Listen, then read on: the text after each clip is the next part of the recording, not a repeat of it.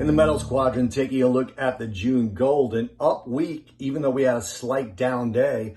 But the good part for gold bulls is the third consecutive up week. Gold is finishing the week up over 2%, but on the day, down only about 15, 16 basis points, maybe 18, right around 1878. The high today, 1890.30. That was up 45 basis points.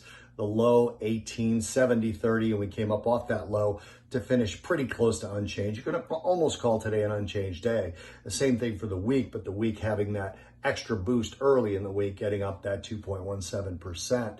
The safety play seems to be the reason gold has these 3 consecutive weeks in a row. It seems to be retaking its rightful place as a flight to safety asset with 2 consecutive weeks down in Bitcoin, somewhere around 20%. Silver even suffered a little bit, although it finishes with an up week. It's only its first of the last 3.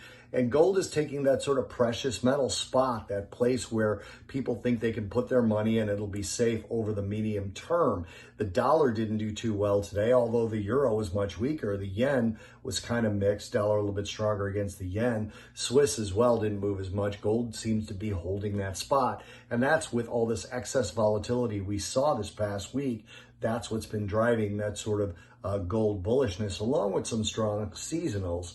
But looking forward to next week, it's kind of a critical week because all else equal, you can't ignore seasonal, and precious metals in general are coming into a weak seasonal period. There's a strong period for the first 3.5 weeks of May, looking over the past 20 odd years of data. And then there's some inherent weakness that comes in around the 3rd week of May, 1st week of June, somewhere in between that range of time where gold kind of loses its bid. Now, again, there's reasons to still buy gold, so it may not happen. Seasonals are not something to trade exclusively on, but that becomes a critical thing for gold this week to see if it's going to defy its seasonality, if there's a need for a safety play. If we continue to get overall asset weakness, which we had last week, we had a lower week for crude, lower week for copper, all 3 indices except NASDAQ, which staged a recovery on Friday. If we keep getting that weakness, gold is likely to defy those seasonals.